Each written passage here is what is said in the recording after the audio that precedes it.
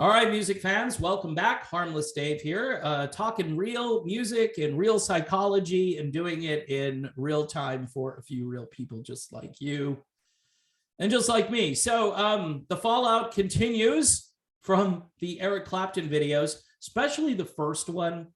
The first one, I guess, I mean, it's just blowing up. It's probably my biggest video ever as far as how quickly it has gone, you know, to, I don't know, 70, 60, I don't know how many thousands.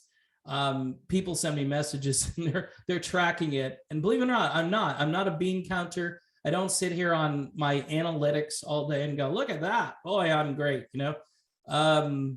No, the video, this is a testimony to Eric Clapton. This has nothing to do with me, nothing, zero.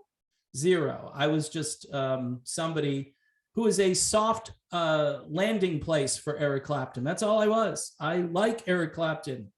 I believe he's a rock and roll legend, 3-time inductee to the Rock and Roll Hall of Fame. They might, you know, like rescind a couple of those. He doesn't believe the right things, because typically you have to believe the right things to get into the Hall of Fame, or, you know, the popular vote has to be so overwhelming that they're like, oh, crap.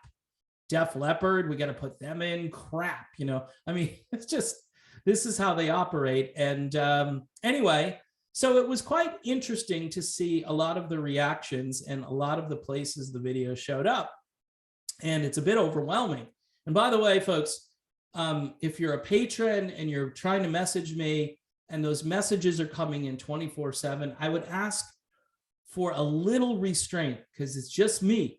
I do not have a team here to answer the mail and do all that stuff. And again, as I posted today, it's a good problem to have, but it's still overwhelming. So I just want to put that out there. Now, let me get to 2 points. And I've already made 1 point because I did this video about how it's now considered scientifically approved communications to blitz people for 2 years. And a great example would be this. Okay, so I turn off my TV, I drive down the road, and there's a billboard telling me what I need to do.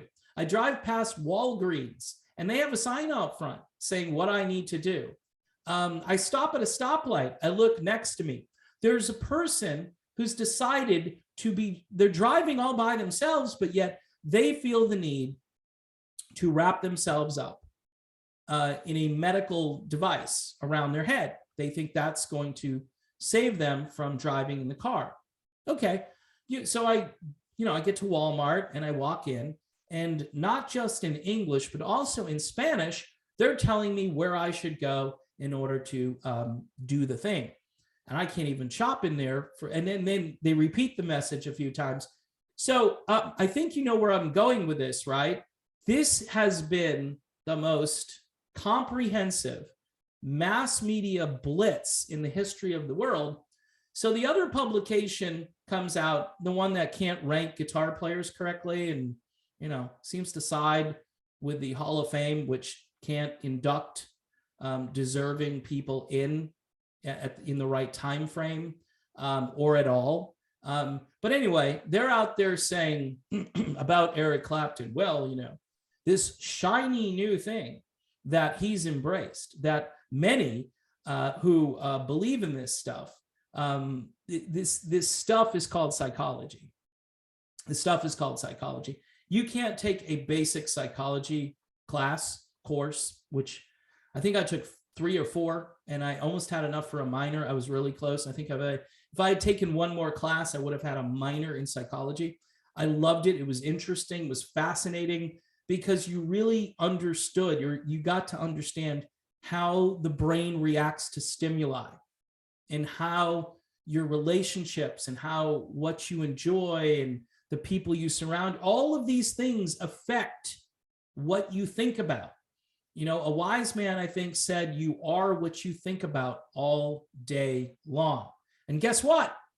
We've been thinking about the thing all day long for 2 years, but yet they're going to say it's a shiny new concept. Look, it's wrapped up in different language.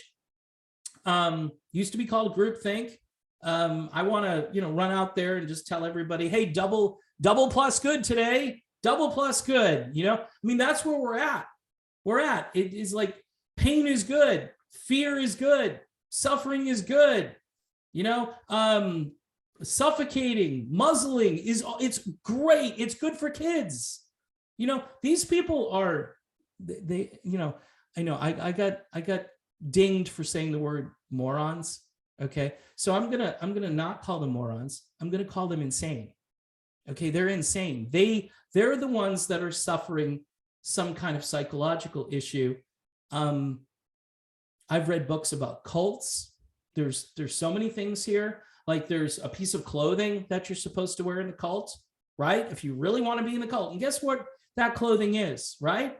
Well, it's not really clothing, Dave. Well, it's close enough. You got to show your virtue. This is how you show some people wear 2 of them, right? To show their extra virtue. Well, look at me. I'm doing even more to stop this from being an endless epidemic, even though the part of what this is really is it's perpetuating it. It just keeps it going. And these people are so invested in this. And what I don't like is the gratuitous way that they write these stories. I hate it. And there's nothing I can do about it. I'm just one guy. I realize that I can make fun of it.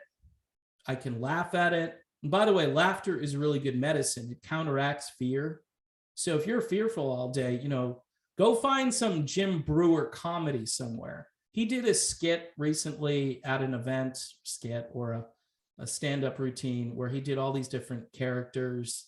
And it just, I watch it a lot over and over again because it diffuses all of this. It makes it all a joke. And you're going to say, well, all these people have lost it. Yes, I'm not saying that that's a good thing. But again, the lady from, the Department of Fear and Control came out the other day and basically said that most of these people had 4 other issues. People coming at me about Meatloaf, right? And I say, he was a walking triple or quadruple issue for most of his life. And I think he would tell you that if he were still here. I'm not saying, it's good what happened. Nobody wants to die. Why would you want to die, right? Especially prematurely. But, if the average age or something is the life expectancy, right? Because that's, I think, what they determined, then you could target some help, right? Rather than doing the one size fits all routine, rather than closing people's businesses down, taking their livelihoods away, and then making them even more dependent on an absolutely failing government. And then you've got to deal with all the rising prices and the supply chain problem. And then you're going to mandate, right, that truckers do this. Yay. That's going to help the supply chain issues. So yeah, I'm way off on a rabbit trail tangent here. What does this have to do with the Eric Clapton videos? Well, it has to do with them because people are cherry picking certain things out of them.